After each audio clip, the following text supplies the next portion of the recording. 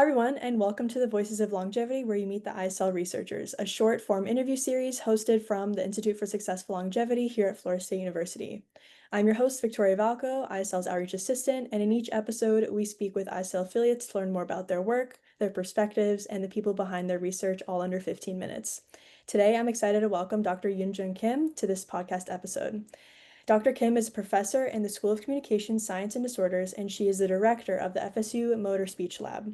She received her PhD from the University of Wisconsin-Madison, and before joining FSU, she was an associate professor at Louisiana State University.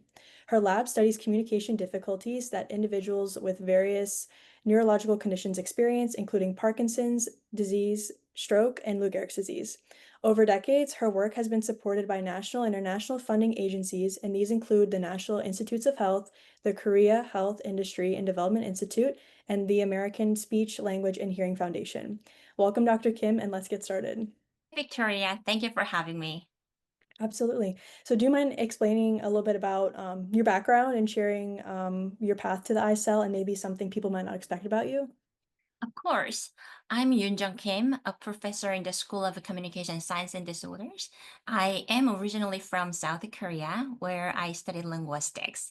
Then I had this amazing opportunity to spend a year at the University of Wisconsin-Madison through a scholarship. And that experience really changed the course of my life because I ended up staying in Wisconsin for 4 more years to get my doctoral degree in speech language pathology with a focus on speech disorders resulting from various neurological conditions like Parkinson's disease and stroke. Before joining FSU in 2020, I started my academic career at Louisiana State University. I can't believe it's been 5 years here at FSU. Something people might not expect about me.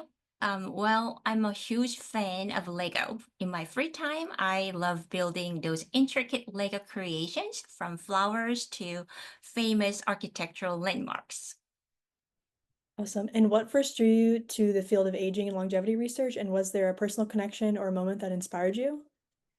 I remember this moment like it was yesterday. Back when I was a master's student in linguistics, I spent a lot of time analyzing acoustic signals of speech, mostly obtained from young, typical healthy speakers. One day during a workshop, I came across this spectrogram display from a person with a stroke, and I was instantly captivated. I loved comparing how those signals differed between people with or without neurological conditions, between young and older speakers, and speakers between speakers of different native languages. Also, that was when I first heard the phrase "speech is a window to the brain." It really stuck with me for a while. Now, decades later, I'm doing exactly that, analyzing speech to better understand how the brain works for people with different languages and health status. More on a personal side, I grew up in a large extended family. My grandmother lived with us, and my father has 8 siblings, and my mother 5. So I was surrounded by many adults at different ages who speak slightly different dialect. I think it was natural for me to develop curiosity how speech and voice change with age and how aging shapes the way people communicate with each other. What is your current research, and do you mind explaining it in simple terms and maybe why it matters to you and why it should matter to the public right now? Sure. In my lab, we generally study how neurological disease impacts the way we speak. To do this, we use specialized tools to measure how the lips, tongue, and jaw move during speech. Basically, we place a small sensors on these speech organs to track their motion in real time. We also analyze the speech acoustic signals of those speech, looking at things like speaking rate, rhythm, and frequency patterns. In recent years, with the support from the NIH, we have more focused on developing and delivering speech rehabilitation services for individuals with different language backgrounds. The core idea is that speech assessment tools and treatment programs should be personalized, not just to the person's medical condition, but also to their language background. This is important considering the increasing number of languages and dialect spoken in the United States. As a bilingual researcher studying the intersection of a speech science and neurological disease, this work has personal significance for me as well. Speech is a fundamental way we connect with the world, and our language background plays a crucial role in shaping how we communicate. Is there a recent discovery or part of your project that really excites you, and maybe you could share how you felt when you made that discovery? Well, it's not a discovery just yet. We are launching a new line of research using ultrasound imaging as a visual feedback for people with Parkinson's disease. In simple terms, we will provide real-time ultrasound images of the tongue while they speak to see if the visual feedback helps them produce more clear and intelligible speech.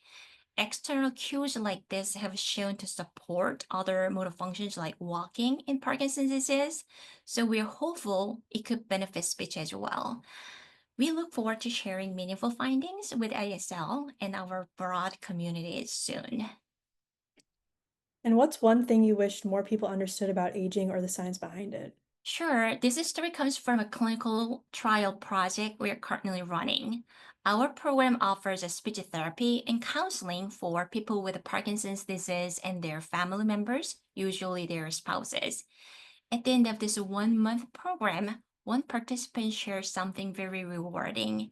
He said he loved the program for many reasons, but what meant the most was that his wife became to better understand what he was going through, thanks to the caregiver education and counseling. She now knows that when he speaks softly or phrases in the middle of a sentence, it's not because he's ignoring her or he's not paying enough attention to her. It is just a symptom of Parkinson's disease. And that shift in understanding changed a lot for them. They don't argue as much as more, he said, because she's more patient with him. This conversation made my day, even my month, thinking that our work is really making a difference in someone's life.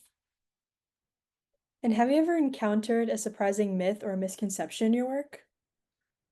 Thanks for asking this question. When patients come to speech therapy, we often find that they expect that it will be only short, once a week kind of exercises, and that by the end of the program, their speech will return to how it was before their diagnosis. First, it's important to clarify that this is a speech rehabilitation program.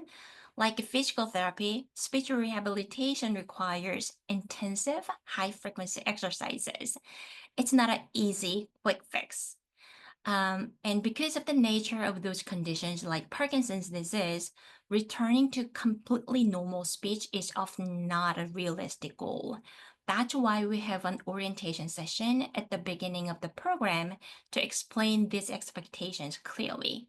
It helps ensure that we and the participants are on the same page from the start.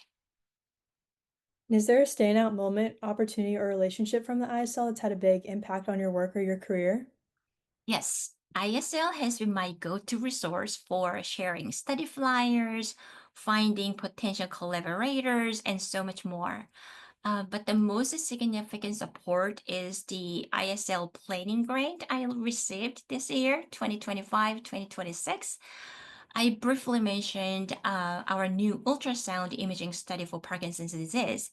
This is a project I've been thinking about for a while, and now, thanks to ISL support, I'm finally able to begin the work. Once we collect preliminary data, the next step will be to expand it into a full clinical trial. And what advice would you give to students interested in research or careers related to aging and longevity? My biggest piece of advice is to stay curious and open minded. Aging is such a complex, multifaceted process. It covers a wide range of fields: biology, medicine, psychology, speech language pathology, technology, public policy, and even design.